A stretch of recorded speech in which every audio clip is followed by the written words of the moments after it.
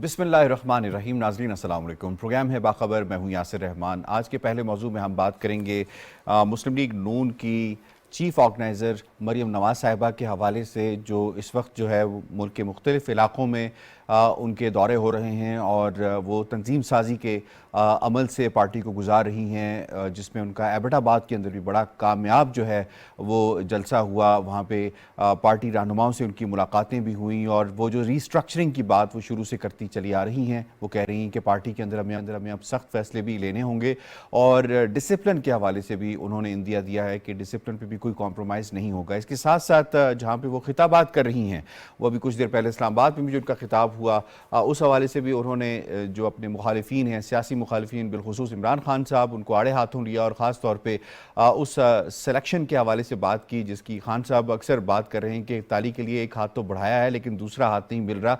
तो वो अब जिस तरह से हमने अपने मुख्तलिफ प्रोग्राम में बात की थी कि उनका बयानिया मुमकिन तौर पर क्या हो सकता है, तो एक तो वो मुल्क को जो दरपेश मसाइल हैं उसके ऊपर बात कर रही हैं। इसके साथ साथ वो जो हिज़्ब इख्तिलाफ ये कह सकते हैं, इमरान खान साहब PTI बिलखुसूस उसको एक्सपोज करने की वो सही कर रही हैं। और तीसरा ये कि पार्टी के अंदर के जो मामलात हैं उनको भी ठीक करने की वो कोशिश कर रही हैं। इस पर यकीनन हम बात करेंगे। सबसे पहले अपने मुअज़्ज़िज़ पैनलिस्ट से तारुफ करवा देते हैं। जनाब हमें ज्वाइन किया है मुर्जा सुलंगी साहब ने स्काइप के ज़रिए, हमें इस्लामाबाद स्टूडियोज़ में ज्वाइन कर रहे हैं डॉक्टर यहाँ पे मौजूद हैं हम फ़ारूक आदिल साहब, डॉक्टर फ़ारूक आदिल साहब लाहौर स्टूडियोज़ में हमें ज्वाइन कर रहे हैं आगा इकरार हारून साहब और सज्जाद अनवर साहब, और स्काइप ही के ज़रिए हमें ज्वाइन कर रही हैं शनीला अम्मार साहिबा। जनाब सबसे पहले हम शनीला साहिबा आपसे सवाल पूछ लेते हैं मरियम नवाज़ साहिबा के हवाले से कि बतौर चीफ ऑर्गेनाइज़र मुल्कगीर उन्होंने मुहिम का आगाज़ कर दिया है। पार्टी के अंदर तंजीमों और वर्कर्स को मुतहरिक करने में अब तक वो कितनी कामयाब हो सकी हैं?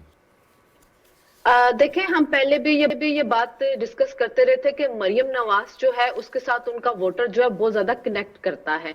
आप ये देखें कि जब से वो आई हैं, उन्होंने वर्कर्स कन्वेंशन स्टार्ट किए तो उनका वोटर सपोर्टर और जो उनका वर्कर है वो सब जो है मुतहरिक पुरजोश हो चुके हैं। मुस्लिम लीग नवाज का मसला ये था कि उनके पास क़ियादत नहीं थी। जो मियां नवाज शरीफ साहब थे वो मुल्क से बाहर थे, शहबाज शरीफ साहब जो थे वो वजीर आजम थे, वो जाहिर है वो जलसे नहीं कर सकते थे, वो अब अपनी पार्टी को तंजीमी तौर पे मजबूत नहीं कर सकते थे, वो वर्कर कन्वेंशन नहीं कर सकते थे और अपने वर्कर्स को सपोर्टर्स को जाके समझा नहीं सकते थे कि जी हमने हुकूमत ली किस लिए है और अभी हम जो IMF के साथ मुआहिदा कर रहे हैं वो किसका किया हुआ है। इस मुआहिदे की वजह से जो महंगाई है, जो मसाइल आ रहे हैं वो किस वजह से है और वो मसाइल और उस सबको खत्म करने के लिए हम क्या क्या कोशिशें कर रहे हैं।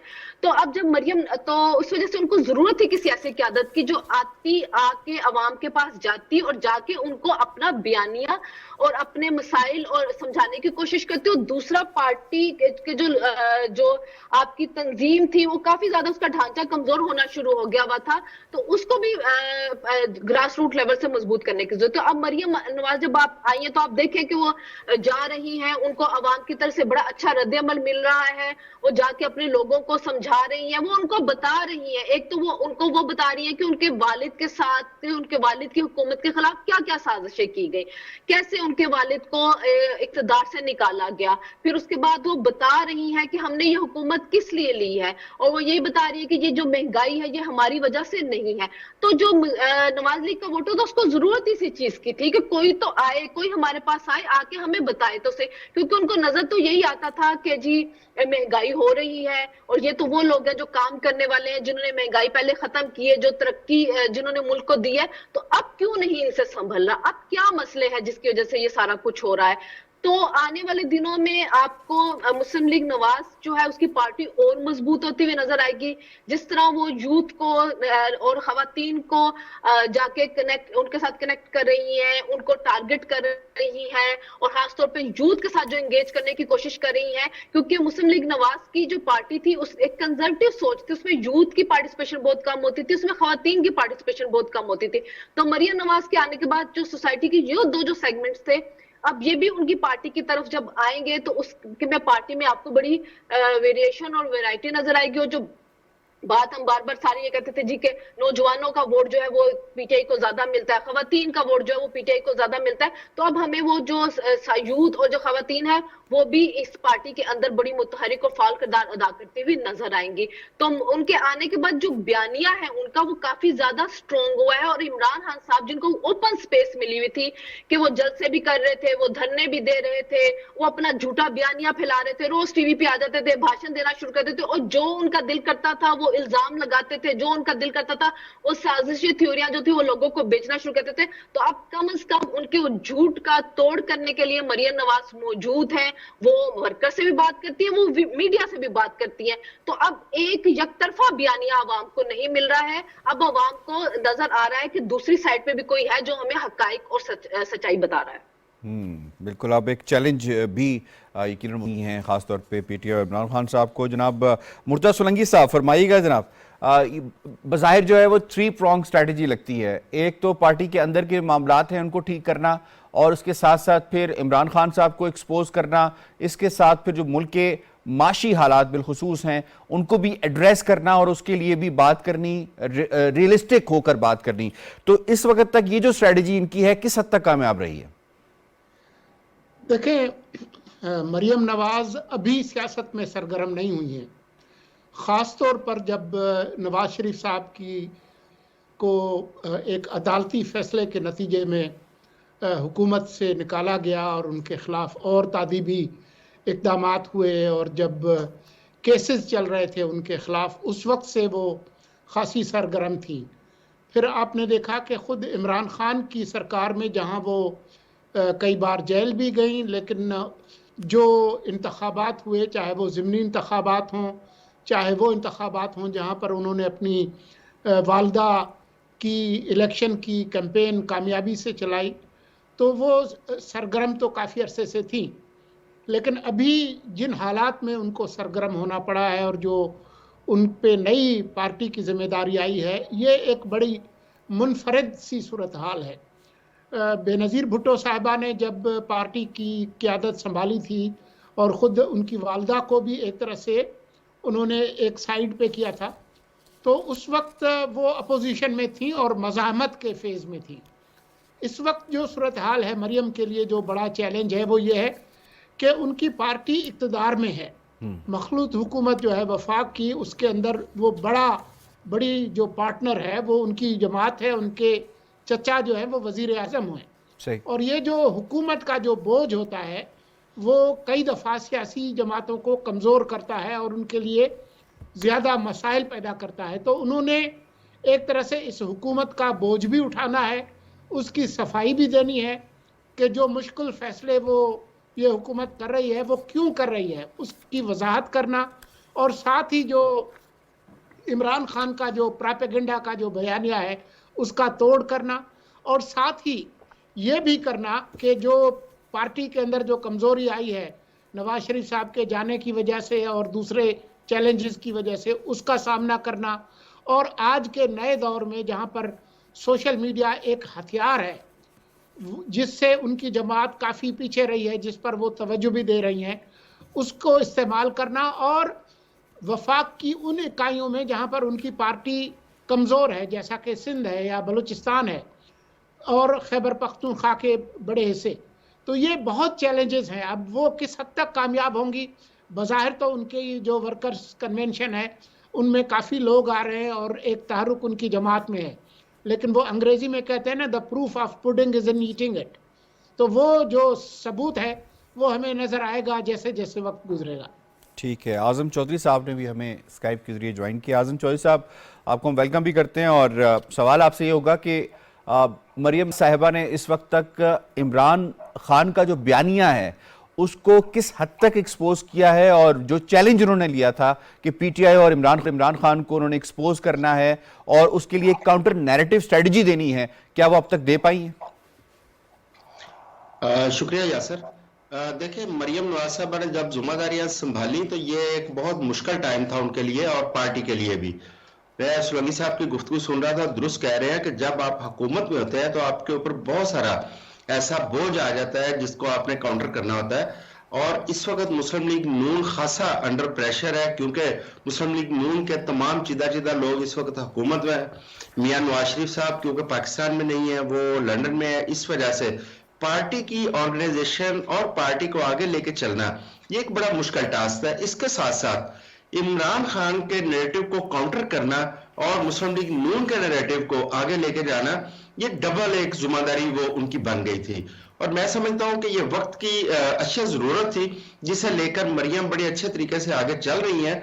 और जो आगे नजर आ रहा है, जिस तरह के उन्होंने इस वक्त पार्टी ऑर्गेनाइजेशन के लिए पे दर पे मुख्तलिफ शहरों के जो दौरे शुरू किए हैं और पार्टी वर्कर्स के साथ जो इंटरेक्शन कर रही है, मैं बहावलपुर की मिसाल दूंगा कि बहावलपुर के अंदर उन्होंने वहां जाकर जब वो स्टेज पे बैठी तो उन्होंने एक एक पुराने वर्कर का नाम लेकर उन्होंने कहा कि फलां वर्कर कहां पे है, फलां कहां पे है। उन्होंने बकायदा उनको जो लीडरशिप वहां मौजूद थी उन्हें रियलाइज करवाया कि ये वो लोग हैं जो पार्टी का असासा थे, जो आज वहां पे नजर नहीं आ रहे उस पंडाल के अंदर, और उन्हें बकायदा वहां बुलवाया गया, उनको इज्जत दी गई। देखिए, ये सियासत के बुनियादी असूलों में शामिल है कि जब आप पुराने कारकुन को जिन्होंने आपके लिए खून पसीना एक किया होता है, उनको साथ नहीं लीडरशिप लेके चलेगी तो पार्टियां कमजोर होती हैं। तो मरियम नवाज ने मियां नवाज शरीफ वाले फार्मूले पर अमल करते हुए उसी तरह पुराने लोगों को इज्जत दी और उन्हें लेके आगे चल रही है। और साथ साथ वो इमरान खान का जो नैरेटिव है उसको काउंटर करने के लिए वो दिन रात वो मेहनत कर रही है और नजर आ रही हैं उनकी चीजें।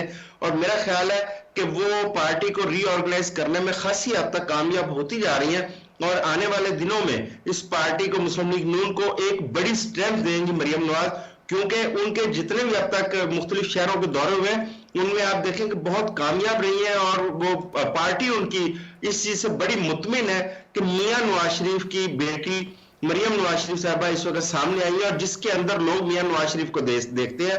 क्योंकि आप मुस्लिम लीग नून का जितना भी नाराज कारकुन होगा वो मुख्तलिफ लीडरशिप से नाराजगी का इजहार करेगा, लेकिन मियां नवाज शरीफ के साथ वो नाराजगी का इजहार नहीं करता, उनकी जात पे आके वो मुतमिन हो जाता है, मुतफिक हो जाता है। तो लिहाजा मरियम नवाज में मियां नवाज शरीफ नजर आते हैं तो मेरा ख्याल पार्टी को बहुत बड़ी सपोर्ट मिलेगी और इमरान खान के नैरेटिव को भी वो नाकाम बनाने में कामयाब हो सकती हैं। उनमें ये पोटेंशियल है आपका ये क्या। आप डॉक्टर फारूक आदिल साहब फरमाइएगा जनाब, पार्टी के अंदर के मामलात को लेकर पीटीआई काफ़ी वावेला करती नज़र आती है। हम देखते हैं कि सोशल मीडिया के ऊपर पार्टी के अंदर के वो अपने अंदर के मामलात पे बहस नहीं करते, बट मुस्लिम लीग नवाज की पार्टी के अंदर के मामलात हैं उस पर सीनियर वर्सेस जूनियर और इस तरह के मामलात हैं। ये जो एक चैलेंज है उनके लिए, यकीनन उनके सीनियर्स भी वहाँ पे मौजूद हैं, शाहिद हक्कान अब्बासी के हवाले से भी बात हो रही है, मेहताब अब्बासी के हवाले से भी बात हो रही है। तो इस चैलेंज से किस हद तक नबर्द आज़मा अब तक हो सकी हैं मरीम नवाज साहिबा? ये जो अभी आज़म साहब ने कहा ना कि उस चैलेंज से तो नबर्द आज़मा हो रही हैं और आने वाले दिनों में हम ये देखेंगे कि पार्टी में एक नई जान और नया बलबला नज़र आएगा। लेकिन आज जो मरियम नवाज़ ने एक बात कही है उस पर बहुत तवज्जो देने की ज़रूरत है। जहाँ सिलेक्टर कमेटी की बात की उन्होंने, वो क्या है वो समझने की ज़रूरत है। और वो समझने के लिए 2 रोज़ पहले एक एतराफ़ी बयान और आया है किसी साहब का, जिसमें उन्होंने ये कहा कि ये लोग अगर इक़्तिदार में रहते तो फिर पाकिस्तान ना रहता। याद जावेद चौधरी के उस कॉलम के हवाले से बात कर रहे हैं जिसमें उन्होंने अपनी मुलाकात का जिक्र किया, का जिक्र किया है और उसमें उन्होंने ये कहा कि अगर ये लोग रहते तो पाकिस्तान ना रहता। अब मरियम नवाज़ ने यही बात बेसिकली बताने की कोशिश की है कि इसका मतलब क्या है। इसका मतलब ये था कि आप ये देखिए कि मैं मुसलसल अर्ज़ कर रहा हूँ कि इमरान खान के दौर का एक ख़ास एलिमेंट है और ख़ास तर्ज़ अमल है, ख़ास पॉलिसी है जो अभी तक चली आ रही है। वो क्या है? सबसे पहले उन्होंने मईशत पे तवज्जो नहीं दी और मईशत को यानी तबाही के दहाने पे ला खड़ा किया और उसी वक्त नज़र आ रहा था कि अब अगर कोई इंटरवेंशन नहीं होती जमहूरी अंदाज में तो पाकिस्तान डिफ़ॉल्ट पर चला और उसी कॉलम में आप ये भी जिक्र कर दें कि जब मईशत के हवाले से उन्होंने कहा कि ये जितनी भी टैक्स रेवेन्यूज का जी इंपोर्ट जो चीज़ें हैं उससे ले रहे हैं, ये उससे मईशत के लिए सबसे बड़ा ये उसको मईशत को हीट कर दिया और ये तबाही के दहाने पे लेके जा रहे हैं ना। इवन पाकिस्तान तहरीक इंसाफ के अंदर इस पर बेचैनी थी और असद उमर इस पर बेचैन थे। एग्री किया उन्होंने, ये बात की उन्होंने, यस। और वो ये इस पर परेशान थे कि आखिर इमरान खान को ये बात कहे कौन। तो एक पहलू ये था। अब कमज़ोर मईशत के साथ आपने इस मुल्क में दहशतगर्द दाखिल किए। और दहशतगर्द जो है वो क्यों दाखिल किए गए थे? एक उसका सबब ये था कि जब ये दहशतगर्द पाकिस्तान में होंगे तो बिल्कुल वो सिचुएशन पैदा कर दी जाए मुखालिफ सियासी जमातों के लिए कि वो इलेक्शन कैंपेन ना चला सके। जैसे एक ज़माने में ANP नहीं चला पाई थी, पीपल्स पार्टी KP में नहीं चला पाई थी। एक उसका मकसद तो ये था। दूसरा मकसद ये था कि पाकिस्तान के अंदर इस तरह की सिचुएशन पैदा कर दी जाए जिसके नतीजे में पाकिस्तान शाम बन जाए या लिबिया बन जाए या इराक बन जाए। ये वो नुक्ता है जिसकी तरफ तवज्जो मबजूल कराई गई है कि अगर ये रहते तो फिर पाकिस्तान न रहता। तो अब सिचुएशन ये है कि पाकिस्तान और इमरान खान अब साथ साथ नहीं चल सकते, और यही बेचैनी है, और इसी बेचैनी का इज़हार, इसी डेस्परेशन का इज़हार मुख्तलिफ तरीक़ों से किया जा रहा है इनकी तरफ से। सही है, बिल्कुल ठीक है जनाब, आपका पॉइंट आ गया। अब हमें इन्वॉल्व करना है जी, लॉ स्टूडियोज़ जाना है, ज़रा बात कर लेते हैं आगा इकरार साहब से। आगा इकरार साहब, फरमाइएगा, इलेक्शंस के हवाले से काफ़ी हदफ़ तनकीद बनाया जा रहा है PDM को और मुस्लिम लीग नवाज़ को बिलखुसूस। उन्होंने कहा कि शायद ये पंजाब के अंदर बिलखुसूस और पूरे मुल्क में बिलुमूम ये घबरा रहे हैं इलेक्शन से। तो इलेक्शंस के हवाले से भी आज उन्होंने कह दिया कि हम इलेक्शंस के लिए भरपूर तैयार हैं। ये किस हद तक काउंटर बयानिया जो उन्होंने दिया है या एक काउंटर स्ट्रैटेजी है उनकी PTI के उस बयानिए के लिए जो बार बार कह रही है कि इलेक्शन से घबरा रहे हैं?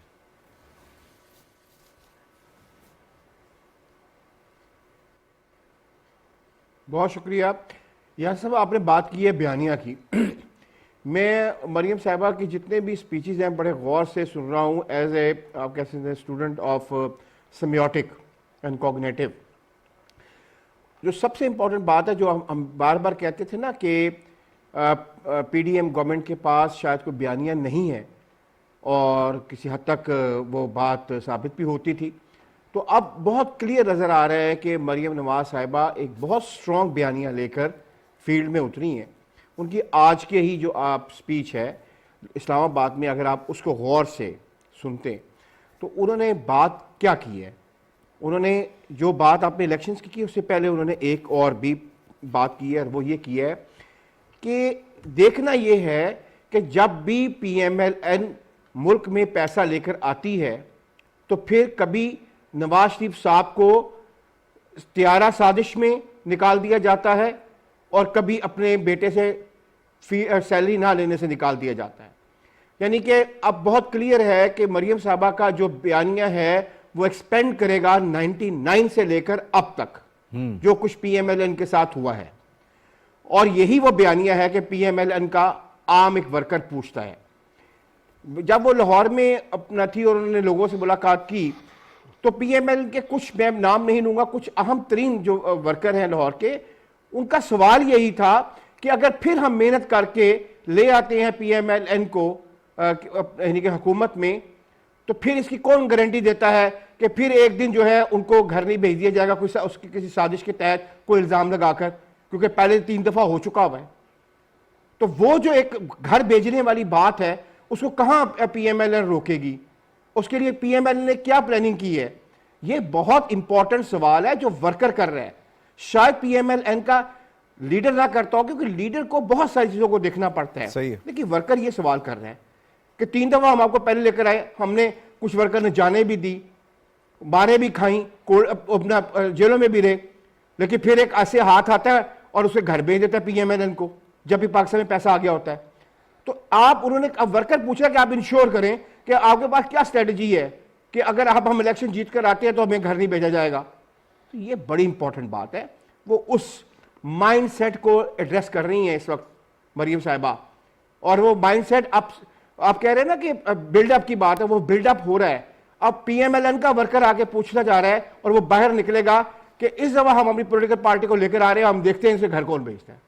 तो ये है वो बयानिया जिसपे मरियम साहिबा श्योरली एंड स्लोली काम कर रही हैं, और ये बयानिया ही जो है बेल आउट कर सकता है इस वक्त PMLN को अगेंस्ट ऐसा बयानिया जिसके ऊपर $3 मिलियन खर्च हुए हैं, जो PTI का बयानिया पाकिस्तान से बाहर बैठकर बाहर के ममालिक में बनाया गया है, और उस पर इतनी ज्यादा अरबों रुपए खर्च हुए हैं। उसका बयानिए के लिए अब एक बयानिया PMLN के पास आ चुका है, और उसका आप देखेंगे बाय एवरी पासिंग डे वो उसकी क्लैरिटी के साथ आपके सामने आएगा।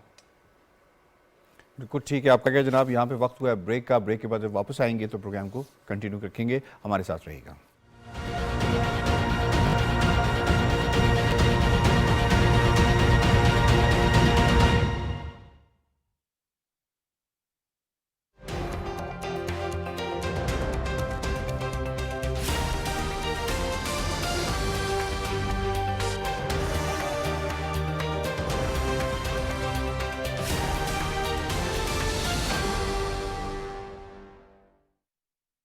अल्लाहु अकबर अल्लाहु Akbar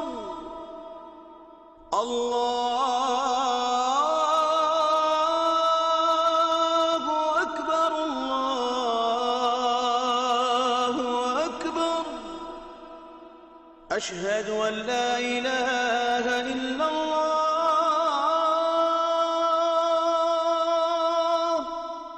أشهد أن لا إله إلا الله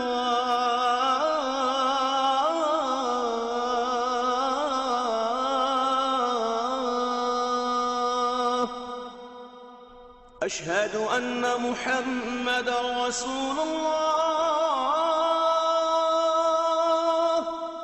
أشهد أن محمدا رسول الله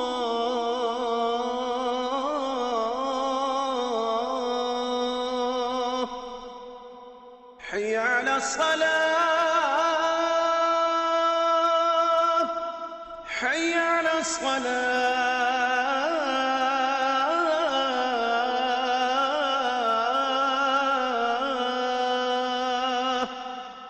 حي على الفلاح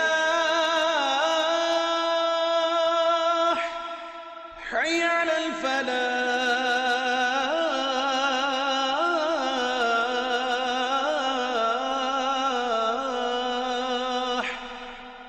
الله أكبر الله أكبر لا إله إلا الله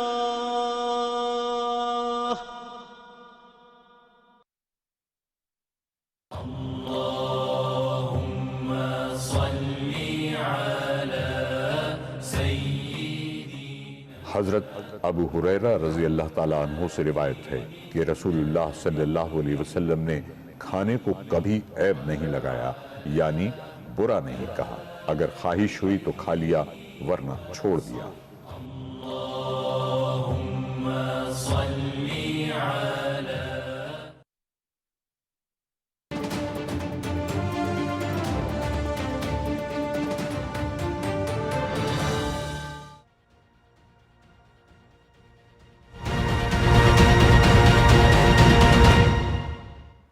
welcome back to programme जी। हम लाहौर स्टूडियो से चलते हैं। सजाद अनवर साहब से सवाल है। सजाद अनवर साहब, ये बात की जा रही थी कि बयानिए का फुकदान है, बयानिए की तलाश है, और अब ये फरमा दीजिएगा कि मरियम नवाज़ साहिबा की वापसी के बाद क्या मुस्लिम लीग नवाज़ को बयानिया मिल गया है, और क्या उस बयानिए को अवामी पजीराई भी हासिल है? जैसा कि आज हमने इस्लामाबाद में देखा कि जो वर्कर्स थे वो रिस्पांस भी कर रहे थे और वो बात भी कर रहे थे, वो नारे भी लगा रहे थे, उनसे वो इंटरेक्ट भी कर रही थी। Your take sir.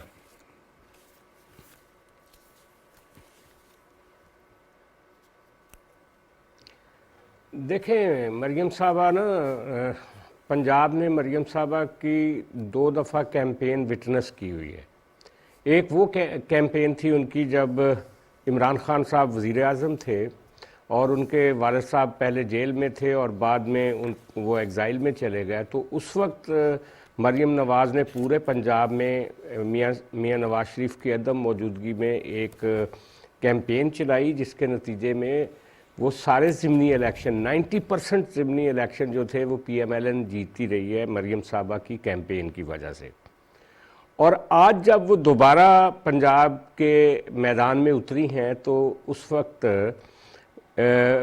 PMLN की ये सूरत हाल थी कि उनके चचा के वज़ीर आज़म बनने के बाद पंजाब, सेंट्रल पंजाब में ख़ास तौर पे मुस्लिम लीग नून जो थी वो एक सीरीज़ ऑफ ज़िमनी इलेक्शन हार चुकी थी। जी।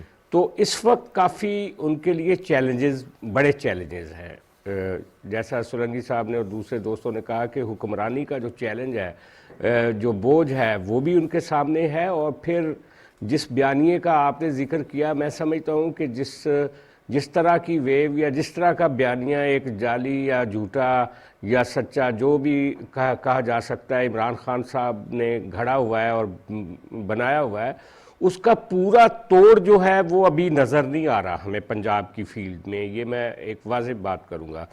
और ये भी नहीं है कि उसके बयानिए का तोड़ नहीं हो सकता। आपको याद होगा कि पूरे भारत में मोदी का जो एक मैजिक था वो चल रहा था, लेकिन केजरीवाल ने जो कैपिटल स्टेट थी दिल्ली में, उसका जादू जो उठा के बाहर फेंक दिया था। ये अभी अवाम पाकिस्तान के ये जानना चाहते हैं कि इस वक्त जो इतना बड़ा मुआशी चैलेंज है और हम डिफ़ॉल्ट की वर्ज तक पहुँचे हुए हैं, पार्टियों के पास फ्यूचर के लिए क्या लाया अमल है, इसमें से हम कैसे बाहर निकल सकते हैं। आज आपने शब्बर रिजवी का वो स्टेटमेंट देखा होगा। उन्होंने कहा कि वाज़े तौर पे मुस्लिम लीग नून को और पीटीआई को बताना चाहिए कि वो इस स्टेट ऑफ इकॉनमी से मुल्क को कैसे बाहर निकाल सकते हैं। वो असल बयानिया है, सर्विस डिलीवरी का असल बयानिया है। और उसके साथ साथ जो झूठा बयानिया है पीटीआई का, उसका तोड़ करने की ज़रूरत है। मैं पहले भी कह चुका हूँ, उसका इलेक्ट्रॉनिक मीडिया से लेकर सोशल मीडिया तक और सोशल मीडिया से लेकर अब जो नए टूल्स आ गए हैं, उन सब पे उनका तोड़ करने की ज़रूरत है। अभी तक मरियम नवाज साहबा बड़ी स्ट्रगल कर रही हैं, लेकिन बाकी एलिमेंट्स पार्टी के और उस तरह की ताकत के साथ सोशल मीडिया पे हमें ज़ोर शोर नज़र नहीं आ रहा। अल्लाह करे कि वो ऐसा हो कि ये मरियम साहबा कामयाब हो सकें, लेकिन अभी एक बड़ी स्ट्रगल की भी ज़रूरत है। पंजाब असम्बली का इलेक्शन सर पे है, ख़ास तौर पे उनके लिए बहुत बड़ा चैलेंज है। फिर केपी वो गई थी एबटाबाद भी, और वहाँ पे भी एक वो क्रिएट कर रही हैं, अपनी फॉलोइंग शिप को दोबारा से रिकनेक्ट कर रही हैं, वर्कर्स के साथ मिल रही हैं। बड़ी उम्मीद की जा सकती है वो कोई ब्रेक थ्रू कर सकेंगी, लेकिन इस वक्त उनके ऊपर काफ़ी यानी ये जो हुक्मरानी का बोझ अपनी जगह पे है, लेकिन इस सारे अरसे में जो एक इमरान खान की वेव है उसका तोड़ निकालना और उससे आगे बात करना और उसके झूठ को बेनकाब करना, ये सारा कुछ ज़रूरी है। अभी मैं समझता हूँ कि वो मेहनत तो कर रही हैं, लेकिन उस तरह की बात मैं नहीं कह सकता कि मरियम साहबा के लिए वो वाला मैदान बन जाएगा पंजाब जिस तरह वो हर ज़मीनी इलेक्शन जीत रही थी। काफ़ी बड़े चैलेंजेस हैं उनके लिए। ठीक है, आपका पॉइंट आ गया जनाब। आपने स्वॉट एनालिसिस स्ट्रेंथ की भी बात की और ख़ास तौर पे अपॉर्चुनिटी के हवाले से भी बात कर दी है। जनाब प्रोग्राम के दूसरे मौजू की जानिब बढ़ेंगे। मामला है पाकिस्तान की मईशत का, मामला है IMF के साथ मुज़ाकरात का, मामला है पाकिस्तान को दरपेश जो माशी चैलेंजेस हैं उनकी जो तवील मुद्दती स्ट्रेटजी है, क्या पाकिस्तान उसको हासिल कर पाएगा? क्या वाकई पाकिस्तान रिस्ट्रक्चरिंग कर पाएगा? पाकिस्तान की हुकूमत जो भी इंतखाबात के बाद आती है, ये मौजूदा PDM हुकूमत वो इन तमाम माशी चैलेंजेस से नबरदज़मा हो सकती है। लेकिन एक बात तो तय हो गई है कि कुछ दिन पहले जिस कॉलम का जिक्र किया डॉक्टर साहब ने, उसमें एक मुबैना मुलाकात में एक बात हुई और उसके अंदर ये हुआ कि जो फॉरेन एक्सचेंज रिजर्व्स का बयानिया PTI की जानिब से बार बार बनाया जा रहा है कि मौजूदा PDM हुकूमत की वजह से, उनकी पॉलिसीज़ की वजह से ये जो फॉरेन एक्सचेंज रिजर्व्स हैं ये ख़त्म होते जा रहे हैं। तो ये बात तो तय हो गई है कि जनाब उस वक़्त जो रेवेन्यू कलेक्शन थी उसका मॉडल ऐसे बनाया गया था कि 50% जो रेवेन्यू था वो हम कस्टम्स यानी इंपोर्टेड चीज़ों के ऊपर हासिल कर रहे थे। तो अल्टीमेटली जो चीज़ इंपोर्ट की जाती है उसकी पेमेंट फिर फॉरेन एक्सचेंज में की जाती है। तो फिर ये जो क्रेडिट है या जिसके कह सकते हैं ये जो खसारा आज बर्दाश्त करना पड़ रहा है, ये फिर जाता है शौकत तरीन साहब के सर, जिसके ऊपर तनकीद भी उस वक़्त की गई और जिसे असद उमर साहब ने, जो उसको वफाकी वजीर थे, उन्होंने ये बात मानी भी। जनाब मुर्जा सुलंगी साहब, सर सवाल आपसे होगा कि सर IMF हुकूमत के जो मुज़ाकरात हैं माशी इशारियों में बेहतरी के क्या कोई इम्कानात हम इससे उम्मीद रखें, और पाकिस्तान में तवील मुद्दत माशी पॉलिसियों का हुसूल क्या हम इसे डिले कर सकते हैं या अब हमें हासिल करना पड़ेगा एट एवरी कॉस्ट? देखें, इस वक्त तो जो सबसे बड़ा चैलेंज है वो ये है कि किसी तरह से पाकिस्तान उस मुआशी दिवालियापन से बच जाए, जिसको यकीनी बनाने की इमरान सरकार ने पूरी कोशिश की जब वो हुकूमत में थे तब भी, और हुकूमत से निकलने के बाद ख़ास तौर पर सियासी बहरान पैदा करके और ऐसे हथकंडे इस्तेमाल करके कि जिसमें IMF पर दबाव डाला जाए।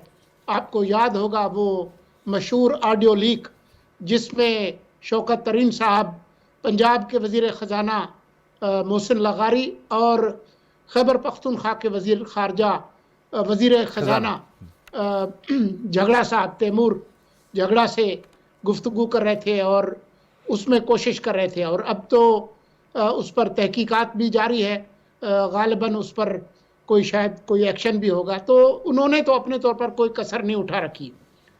इस वक्त जो हमारी मुश्किलात हैं IMF के साथ कि इस वक्त स्टाफ लेवल एग्रीमेंट नहीं हुआ, एक MEFP memorandum of economic and fiscal policies जो है वो तो जारी हो चुका है।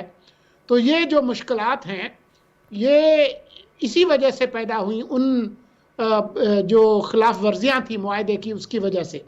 तो इस वक्त तो कोशिश हुकूमत की ये है कि किसी तरह से ये प्रोग्राम बहाल हो जाए जितना जल्द हो सके, ताकि जो दोस्ताना ममालिक और जो मल्टीलेटरल डोनर्स हैं वो जो उनके जो कमिटमेंट्स हैं वो पूरी करें ताकि पाकिस्तान इस मुश्किल मरहले से गुजर जाए। लेकिन जो आपका जो सवाल है बुनियादी इस्लाहात का, उससे हम बच नहीं सकते। आप आज ये कर लेंगे फिर आपको IMF के प्रोग्राम में जाना पड़ेगा। जो आपके जो बुनियादी मसाइल हैं मईशत के, ये नहीं हो सकता कि आप कमाएं कम और ख़र्च ज़्यादा करें। वो पैसे जो आपके पास नहीं हैं वो आप खर्च नहीं कर सकते, इधर उधर से लेकर कर नहीं सकते। तो आपको बुनियादी इस्लाहात करने पड़ेंगे अपनी मईशत में। आपकी मईशत के अंदर बहुत सारे जो है वो ब्लैक होल्स हैं जिनमें रियल एस्टेट सेक्टर भी है। आपके एक्सपोर्ट के अंदर बहुत सारे मसाइल हैं। आपकी एग्रीकल्चर को मॉडर्नाइज करने की ज़रूरत है, उसमें वैल्यू एडिशन की ज़रूरत है। कुछ चीज़ों में इंपोर्ट सब्सटीट्यूशन की ज़रूरत है और कुछ चीज़ों में जो ग्लोबल इकनॉमिक चेन है उसमें अपनी जगह ढूंढनी है। आपको अपने जो अखराजात हैं, वफाकी हुकूमत हो चाहे सूबाई हुकूमत हो, वो अखराजात कम करने हैं। आपको अपनी पाँव जो है वो चादर को देखकर फैलाने हैं, वरना जो है वो आप बाहर पड़े होंगे। तो वो जो बुनियादी जो मामलात हैं वो आपको तय करने हैं। आपको डिवोल्यूशन को निचली सतह तक ले जाना है। ये आप अभी नहीं कर सकते, लेकिन कम से कम वो प्लान आपको रोल आउट ज़रूर करना चाहिए ताकि जो भी हुकूमत आए वो उस अमल पर अमल दरामद कर सके और इन मसाइल पर आप एक कौमी इत्तेफाक राय पैदा करें। वो जो मौखर हुई है आल पार्टीज़ कॉन्फ्रेंस, उसको जल्द अज जल्द बुलाएं ताकि एक कौमी इत्तेफाक राय पैदा हो। सही है, आप कह रहे हैं कि रीस्ट्रक्चरिंग जो है कि हम ज़रूरत है, अगर हम नहीं करेंगे तो फिर हालात ज़्यादा गंभीर हो सकते हैं। डॉक्टर फ़ारूक आदिल साहब फरमाइएगा, सर इमरान खान साहब जब से उनकी हुकूमत गई और वो घर गए उस वक्त से वो श्रीलंका की मिसालें देते नज़र आ रहे हैं, और हुकूमत जब PDM हुकूमत आई उन्होंने कहा कि इमरान खान साहब लैंड माइन्स बिछा कर गए थे।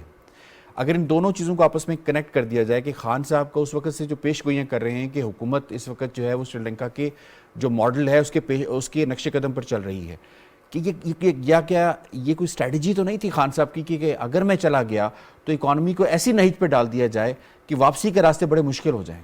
ये जो आखिर में आपने जुमला कहा ना कि ऐसे नहज पे डाल दें कि वापसी मुश्किल हो जाए, ये तो उनकी तकरीर या प्रेस कॉन्फ्रेंस से भी जाहिर है कि इससे बेहतर है कि आप कौम पे एटम बम चला दें। तो अपनी ज़ात अपनी हुकूमत से बढ़कर तो उनके लिए कुछ है नहीं, तो वो एटम बम भी चलाना उनके लिए छोटी बात है। लेकिन देखिए मैं आपको फिर वो याद दिलाऊंगा, वही बात, वो एतराफ़ एक कि हम इनको ला के हमने गलती की, दूसरा ये स्टेटमेंट कि ये और पाकिस्तान साथ साथ चल नहीं सकते थे। क्यों नहीं चल सकते थे? कहा इमरान तो ये कहते हैं ना कि बैनुल-अक़वामी साजिश हुई और मुझे निकाला गया, या मुझे निकालने के लिए बैनुल-अक़वामी साजिश की। उससे भी यूटर्न ले लिया वैसे। असल में बैनुल-अक़वामी साजिश ये थी कि पाकिस्तान को तबाह किया जाए, पाकिस्तान को मैदान जंग बनाया जाए, पाकिस्तान में खाना जंगी कराई जाए। उसके सारे लवाजिम उन्होंने मुहैया कर दिए, मईशत तबाह कर दी, दहशतगर्द पाकिस्तान में दाखिल कर दिए। इसके बाद क्या होता आप अंदाज़ा कर सकते हैं। और इसी एजेंडे पर आए थे। इस पर तवज्जो देनी चाहिए कि जो इतराफ़ आया जनरल बाजवा की तरफ से कि ये रहते तो पाकिस्तान ना रहता, ये बहुत बड़ी बात है। जैसे अभी आगा हारून साहब कह रहे थे कि ये एक बड़ा स्ट्रॉन्ग नैरेटिव है जो आगा साहब ने कहा, ये भी एक नैरेटिव है कि ये हुकूमत इमरान खान की ऐसे इंतज़ामात कर रही थी कि पाकिस्तान न रहे, खुदा न खास्ता आपका एटमी प्रोग्राम कॉम्प्रोमाइज़ हो जाता, आपका मुल्क खाना जंगी का शिकार हो जाता और तबाही हो जाती। बिल्कुल ठीक है, बिल्कुल आपको पॉइंट आ गया जनाब, इंपॉर्टेंट पॉइंट है आई मस्ट से। अगर इकरार हारून साहब लाहौर स्टूडियोज की जानिब से चलते हैं जनाब, फरमाइएगा इस वक्त जो है रीस्ट्रक्चरिंग के हवाले से भी बात हो रही है, मैन्युफैक्चरर्स बड़े परेशान नजर आ रहे हैं पाकिस्तान के अंदर। वो कहते हैं कि एक तरफ तो यकीनन महंगी बिजली का मसला है कि हम कॉस्ट कंपेटिटिव नहीं रह सकते, दूसरी तरफ ये कि हम जो चीज़ें इंपोर्ट करते हैं इंपोर्ट के हवाले से हमारी एलसीज का प्रॉब्लम है क्योंकि बैंक्स उस हवाले से फैसिलिटेट नहीं कर रहे। इस सारी चैलेंजिंग सिचुएशन से निकलने के लिए इस वक्त कौन से ऐसे फैसले लेना ज़रूरी हैं जिससे वाकई एक ब्रीदिंग स्पेस पैदा हो सके और फिर हमारे मैन्युफैक्चर और प्रोडक्शन जो लाइंस हैं वो वापस अपनी बैक टू नॉर्मल हो सकें? जी वक्त महदूद है जी, प्लीज जल्दी जवाब दीजिएगा। देखिए बात यह कि प्रोडक्शन तो आपकी फॉर द टाइम बिंग रुकेगी क्योंकि आपके पास एलसीज ओपन करने के लिए डॉलर नहीं है। और दूसरी बात यह है कि आप लाख कहें कि हमें इंपोर्ट करके हम यानी कि जिसको कहते हैं रॉ मटेरियल इंपोर्ट करके हमें एक्सपोर्ट भी करना है, तो वो भी उस पर भी इम्पैक्ट आएगा। इसको आप कोई शॉर्टकट आपके पास है नहीं।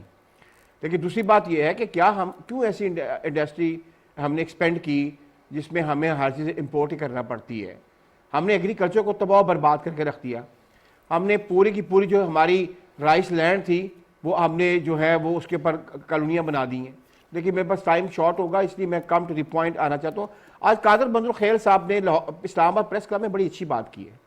उन्होंने कहा कि एक जो बाबू है ना वो 70 लाख रुपए तनख्वाह ले रहा है और उसके घर में तकरीबन अगर देखा जाए तो 7 से 10 मुलाजमीन है। आपने मुझसे पूछा कि क्या किया जाए, स्ट्रक्चर रिफॉर्म्स किए जाएं। बड़ी खूबसूरत बातें लगती हैं स्ट्रक्चर रिफॉर्म्स। क्या करेंगे स्ट्रक्चर रिफॉर्म्स? हाथ डालते हैं आप अपना ताकतवर के ऊपर। ना तो आप ताकतवर से टैक्स लेने को तैयार हैं और ना ही ताकतवर तबका जो कि पाकिस्तान को अपने चलाता है उसके आप पक्ष से प्रिविलेज कम करने को तैयार हैं। पीछे रह जाता है आपका गरीब आदमी जिसका गला घोट के लिए आपके हाथ हर वक्त तैयार होते हैं। स्ट्रक्चर रिफॉर्म्स अगर आपने करने हैं ना तो आपको देखना पड़ेगा कि आपकी ब्यूरोक्रेसी के जो लोग क्या तनख्वाहें ले रही हैं और दुनिया की ब्यूरोक्रेसी के लोग क्या तनख्वाहें ले रहे हैं। आपका एक सेक्रेटरी आपको कितने में पढ़ रहा है, कर सकते हैं आप ये? किसी हुकूमत ने किया आज तक?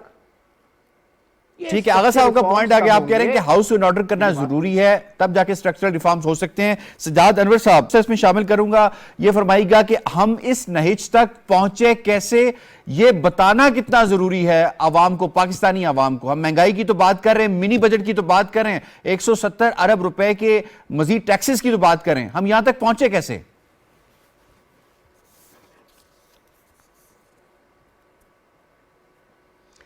वो जो पहुंचे हैं ना वो जावेद चौधरी साहब ने अपने कॉलम में जो कन्फेशन दिया ना जिन साहब का, उनकी वजह से पहुंचे हैं, जो इनको लेकर आए थे और जिनका ये ख्याल था कि दो बड़ी पॉपुलर पॉलिटिकल पार्टियों को कब्र में उतार के एक नई पार्टी बनानी है। और वो जो एजेंडा पीछे था वो उसको गेज ही नहीं कर सके कि ये तो मुल्क को बर्बाद करने का एजेंडा था। और उसके नतीजे में हर चीज़ जो थी वो आपके सामने है। पिछले 4-5 सालों में ना वो मईशत रही, ना वो सोसाइटी रही, ना वो लोग रहे। अच्छा, पहली बात। दूसरी बात ये है कि अब क्या है, अब आपको देखें, आप फॉरेन पॉलिसी के ज़रिए जो पैसे कमाते थे ना, या वॉर इंडस्ट्री की तरफ से जो पैसा आता था वो बंद हो गया है। और वो जो मजहबी एक हमारे साथ सपोर्ट थी ना सऊदी अरब की और यूएई की और दूसरे मुल्कों की, उन्होंने भी कह दिया कि बिजनेस करें, अब वो पुरानी बातें छोड़ दें। अच्छा, अब पाकिस्तान को बिजनेस करना पड़ेगा, असल बात ये है। और बिजनेस करने के लिए जो दुनिया की सेहतमंद इकॉनमीज़ हैं या जो कम्पिटिटिव इकॉनमीज़ हैं उनकी तरह हमें चलना पड़ेगा। अगर आप सिक्योरिटी स्टेट के तौर पे अपने आप को कंटिन्यू करने की सोच रहे हैं तो वो पॉसिबल नहीं होगा। अगर आप कोई अथॉरिटेरियन स्टेट के तौर पे कंटिन्यू करना चाहते हैं तो वो भी नहीं होगा।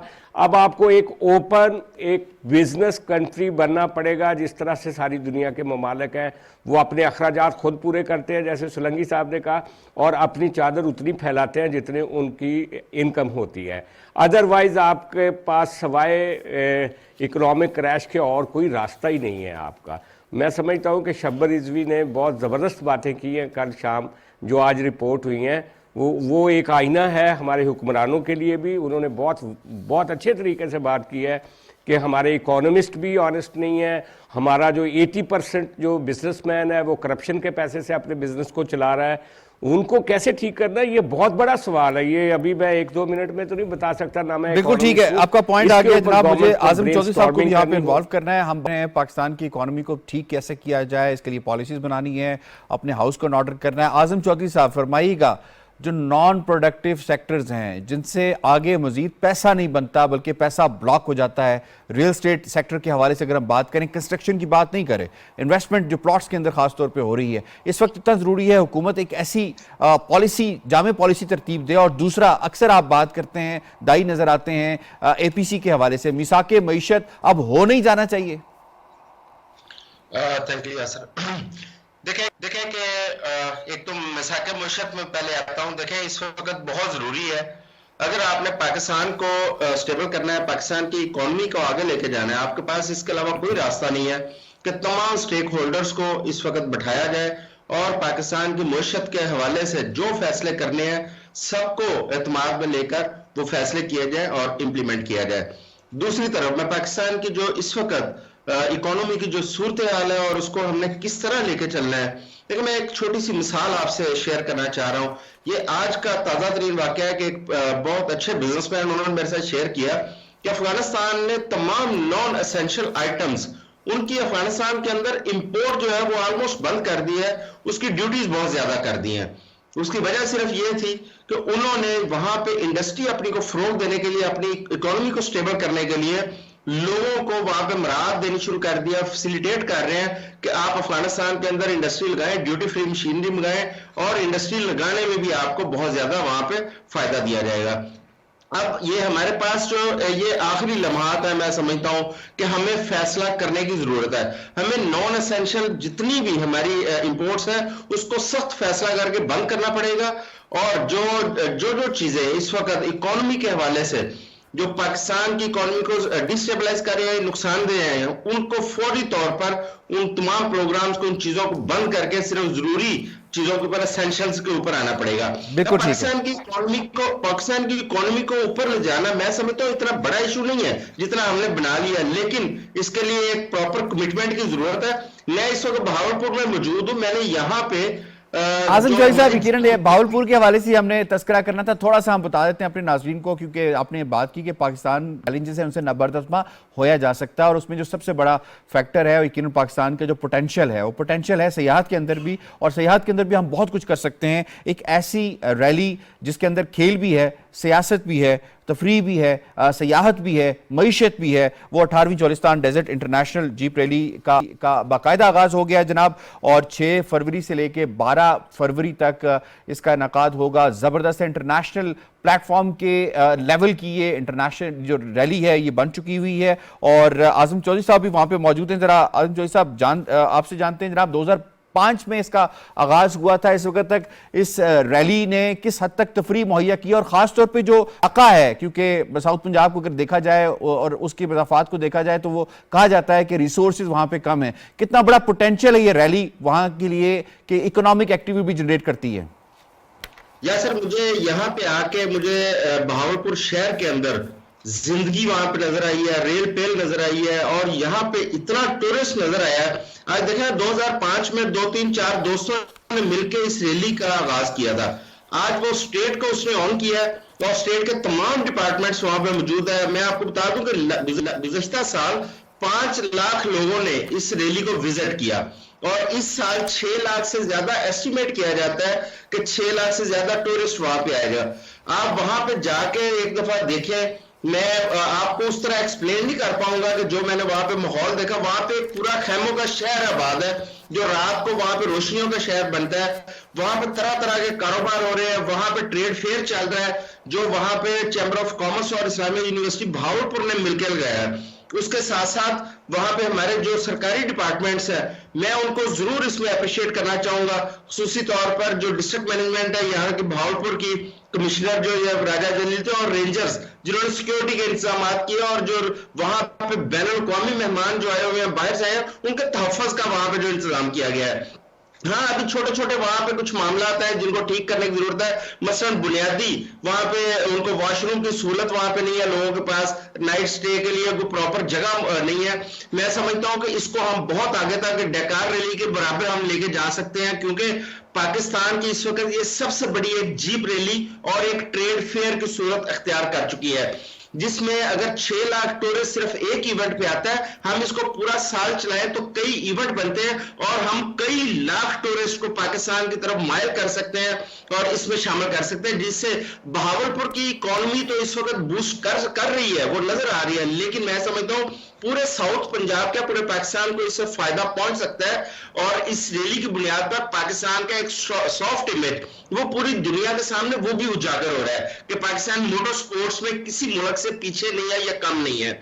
इसके साथ साथ जो वहां के मुकामी लोग हैं उनके बिजनेस वहां पे फ्लोरिश कर रहे हैं और रैली के लिए हुकूमत को थोड़ा और तवज्जो देने की जरूरत है और इसको 3 या 5 दिन की बजाय इसको मुख्तलिफ फेजेस में अगर तकसीम कर दिया जाए, कभी मोटरसाइकिल की रैली हो, कभी जीप की हो, कभी और इस तरह के इवेंट्स हो, ताकि ये सिलसिला मुसलसल चलता रहे और पूरे साउथ पंजाब को इससे बहुत बड़ी एक्सपोर्ट मिलेगी और पाकिस्तान के अंदर टूरिज्म का एक बड़ा फ्लोग होगा। और दूसरा मैं इसमें ये भी कि लोगों को जब ये पता चलेगा कि ये इतना बड़ा इवेंट है और इतना अच्छा इलाका है, मैं समझता हूँ जो हमारे नॉर्दर्न एरियाज की तरफ लोग जाते हैं, फैमिली जाती है, वो इस तरफ आना शुरू हो जाएंगे और पाकिस्तान के मुख्तलिफ रंग उनको देखने का मौका मिलेगा। तफसील और बड़े जामे अंदाज से आपने बयान किया इस रैली को और आपने कंपैरिजन किया इसको डाकार रैली के हवाले से, तो आपको ये बताते चलें कि 2022-23 के अंदर डाकार रैली का जो रेवेन्यू है वो $500 मिलियन है। अब यहां से आप अंदाजा लगा सकते हैं कि हमारे पास कितना पोटेंशियल मौजूद है। I have to wind up जी, मुझे शुक्रिया अदा करना है मुर्जा सोलंकी साहब का, शनीला मार साहबा का, इकरार हारून साहब का, सजाद अनवर साहब का, आजम चौधरी साहब का और last but not the least doctor Farooq Adil साहब का। प्रोग्राम बाखबर से इतना, यासिर रहमान को दीजिए इजाजत। अल्लाह निगहबान।